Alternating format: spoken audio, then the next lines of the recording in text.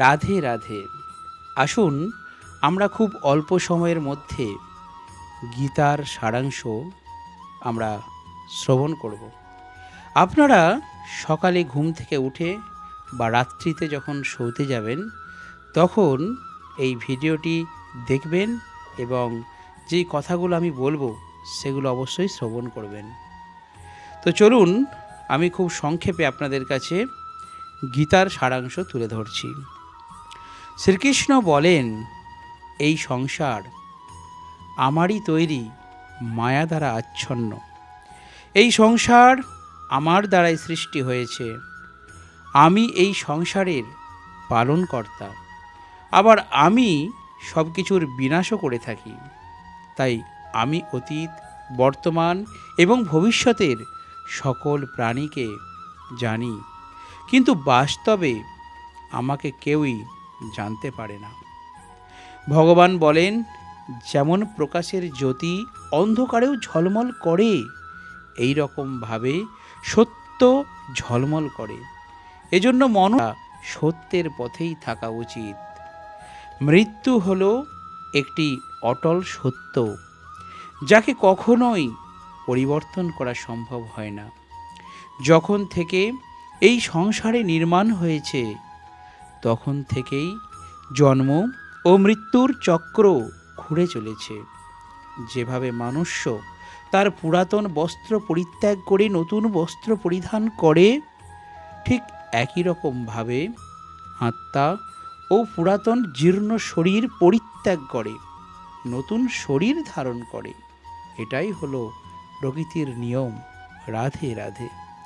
এই কঠিন সত্যকে মেনে নিয়ে ভয়মুক্ত হয়ে বর্তমানে উচিত এবং নিজের মনের ভেতর থেকে খারাপ গুণগুলিকে পরিত্যাগ করার কথা বলা হয়েছে এই ভগবত গীতায়। গীতায় বলা হয়েছে, দম্ভ, দর্পিস, ক্রোধ, পাক্রুশ, অজ্ঞানী, পার্থ, সম্পদ, অহংকার, রাগ, কঠোর বাণী এবং অজ্ঞানতা, এই সব থেকে মানুষ্যকে দূরে থাকতে হবে। সদ্গুণগুলো নিজের জীবনে ধারণ করা উচিত। এর ফলে জীবনে পরম শান্তির অনুভূতি হয়।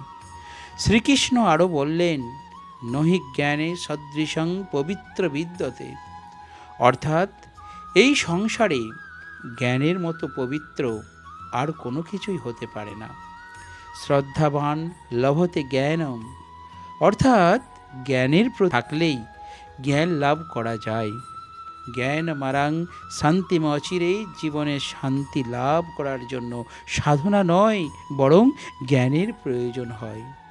তিনি সমগ্র মানব জাতিকে উদ্দেশ্য করে অর্জুনকে বলেছিলেন, যদি মনকে বশে না করতে পারো তাহলে সেই মন তোমার চরম শত্রু হয়ে উঠবে। যদি সফল হতে চাও তাহলে ভয়কে জয় করো। তখন অর্জুন কৌরবদের বিরুদ্ধে যুদ্ধ করতে রাজি হলেন না। তখন ভগবান শ্রীকৃষ্ণ তাকে বললেন, স্বর্গত মহিমাত উত্তিষ্ঠাতে যুদ্ধ নিশ্চয় হে, অর্থাৎ অর্জুন, তুমি ভয়ে যুদ্ধ করো, নিহত হলে স্বর্গ পাবে। বুঝেছো অর্জুন, তুমি যদি যুদ্ধে নিহত হও তুমি স্বর্গে যাবে। তাই আর জিতলে পৃথিবী শাসন করবে। তাই যে সফলতা পেতে হলে মন থেকে ভয়কে দূর করতে হবে। কর্মফল নিয়ে পরমেশ্বর ভগবত গীতায় বলেছেন, কর্ম নিয়ে বাধিকারস্থে মা ফলেষু কাদা। গীতার এই শ্লোকে ফলের আকাঙ্ক্ষা ব্যতীত কর্মের আদি ক্ষেত্রের উপর জোর দেওয়া হয়েছে। আপনি যদি কোনো কাজের সাফল্য চান তবে কর্মে মনোযোগ দিন, তবেই আপনি বিভ্রান্তি ছাড়া কর্ম করতে সক্ষম হবেন। গীতায় বলা হয়েছে, ফল কামনা করে কর্ম করলে কর্মের দিকে কম আর ফলের দিকে বেশি মনোযোগ থাকে। যতক্ষণ না তুমি নিজের কাছে হেরে যাচ্ছ ততক্ষণ এই পৃথিবীর কেউ তোমাকে হারাতে পারবে না। দুর্বল তুমি নয়, দুর্বল তোমার সময়। আর সময় প্রত্যেকের পরিবর্তন হয়। যারা প্রকৃত জ্ঞানী ব্যক্তি তারা না তো মৃত ব্যক্তির জন্য শোক করেন, না তো তাদের জন্য শোক করেন যারা জীবিত আছেন, কারণ তিনি জানেন যে মারা গেছে সে আবার জন্ম নেবে, আর যে জীবিত আছে সেও একদিন নিশ্চয়ই মারা যাবে। ভগবান শ্রীকৃষ্ণ বলেন, মনের শান্তির থেকে বড় সম্পদ এই পৃথিবীতে আর কোনো কিছুই নেই।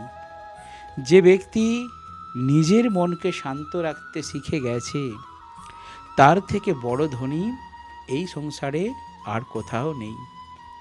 সময় কখনো মানুষের তৈরি পথে চলে না, মানুষকেই সময়ের তৈরি পথে চলতে হয়।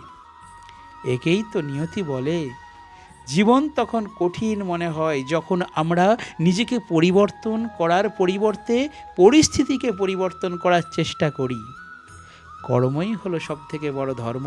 ভগবান শ্রীকৃষ্ণ দিতে গিয়ে বলেছেন, মনুষ্য কর্ম করার জন্যই পৃথিবীতে জন্ম নেয়, আর কর্ম না করে কেউ ক্ষণকালও থাকতে পারে না। পরিণামের কথা চিন্তা না করে মানুষকে নিজের কর্তব্য পালন করে যাওয়া উচিত। ক্রোধ মানুষকে নরকে টেনে নিয়ে যায়। ক্রোধ করার জন্য মানুষের মন অশান্ত হয়ে পড়ে, আবেগের বশবর্তী হয়ে তখন সে নিজেরই ক্ষতি করে। ভগবান শ্রীকৃষ্ণ বলেন, মানুষকে ক্রোধ এড়িয়ে চলতে হবে। যতই রাগ হোক না কেন নিজেকে নিয়ন্ত্রণ করার প্রচেষ্টা করতে হবে। এই সংসারে আজ যা তোমার কাছে গতকাল তা অন্য কারো ছিল, আগামীকাল তা অন্য কারো হয়ে যাবে। তুমি এই পৃথিবীতে খালি হাতে এসেছো, আর তোমাকে খালি হাতে এখান থেকে ফিরে যেতে হবে। মনের উপর নিয়ন্ত্রণ রাখা অত্যন্ত জরুরি। মানুষের মন বায়ুর মতো চঞ্চল হয়ে থাকে। এই মনের জন্যই মানুষ কাম বাসনার প্রতি আকৃষ্ট হয়ে নিজের লক্ষ্য থেকে ভ্রষ্ট হয়ে যায়। যদি জীবনের সফলতা পেতে হয় তাহলে মনের উপর নিয়ন্ত্রণ পাওয়া খুবই জরুরি। মনকে নিজের বশে করতে পারলে মস্তিষ্কের শক্তি কেন্দ্রীভূত হয় এবং তার জন্য কাজে সফলতা পাওয়া যায়।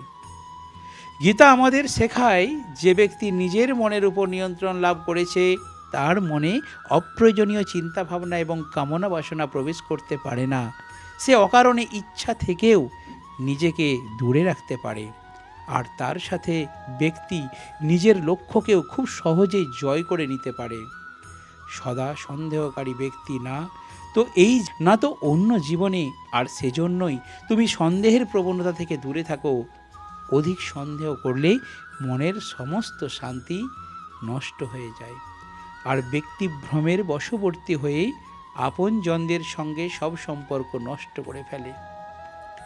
শরীরের সৌন্দর্যকে মনকে আকর্ষিত করে, কিন্তু স্বভাবের সৌন্দর্য হৃদয়কে আকর্ষণ করে। সেই জন্যই মনুষ্যের স্বভাব সর্বদা নির্মল হওয়া উচিত। কে কি করছে, কেন করছে এবং কিভাবে করছে, এই সব থেকে যত দূরে থাকবে ততই তুমি সুখে থাকবে। জীবনে আমরা কতটা ঠিক কতটা ভুল এটা মাত্র দুজনই জানে। একজন হলেন পরমাত্মা এবং দ্বিতীয়জন হলেন আমাদের অন্তরাত্মা ভগবান শ্রীকৃষ্ণ। শ্রীকৃষ্ণ বলেন, যে ব্যক্তির মধ্যে জ্ঞানের অভাব এবং ঈশ্বরে বিশ্বাসের অভাব থাকে সেই ব্যক্তি জীবনে কখনো আনন্দ এবং সফলতা লাভ করতে পারে না। মানুষের দুঃখের প্রধান কারণ হলো তার মোহ। যে যত বেশি মোহ করবে সে তত বেশি দুঃখ ভোগ করবে। তোমার আফসোস তোমার অতীতে পারবে না, আবার তোমার দুশ্চিন্তা তোমার ভবিষ্যৎকেও পরিবর্তন করতে পারবে না। সেই জন্যই বর্তমানের আনন্দ উপভোগ করাই সব থেকে সুখের। আর শেষ একটি আমি গীতার সারাংশ তুলে ধরবো আপনাদের সামনে, তারপর ভিডিওটি সমাপ্ত করব। দেখুন, ভগবান বলছেন, শ্রীকৃষ্ণ বলছেন, ফলপ্রসূ কাজে লিপ্ত হয়েও কেউ কখনো সুখ অর্জন করতে পারেনি।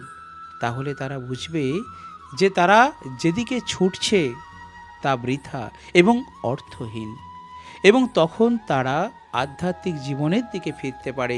যাদের বুদ্ধি আধ্যাত্মিক জ্ঞানে স্থির হয়ে গেছে, তারা বোঝে যে ভগবানই সব কিছুর পরম ভোগদাতা ফলস্বরূপ। তারা তাদের কর্মের ফলের প্রতি আসক্তি পরিত্যাগ করে তার কাছে সমস্ত কিছু নিবেদন করে এবং তার করুণা হিসেবে যা আসে তা নির্মলভাবে গ্রহণ করে। এটি করার ফলে তাদের কর্মগুলি কর্মিক প্রতিক্রিয়া থেকে মুক্ত হয়ে যায়, যা একজনকে জীবন ও মৃত্যুর চক্রে আবদ্ধ করে। তো শ্রোতা বন্ধুরা, আশা করি ভগবত গীতার এই কথাগুলো প্রতিদিন সকালে ঘুম থেকে উঠে আমার এই চ্যানেলের ভিডিওগুলি আপনারা দেখতে না পারলেও অন্তত শুনবেন, এবং রাত্রে শোবার আগে অবশ্যই গীতার সারাংশ যেই কথাগুলি আমি আপনাদের সামনে তুলে ধরব, এই কথাগুলি অবশ্যই শ্রবণ করবেন। আর যদি ভিডিওটি ভালো লাগে অবশ্যই ভিডিওর কমেন্ট সেকশানে বলবেন রাধে রাধে।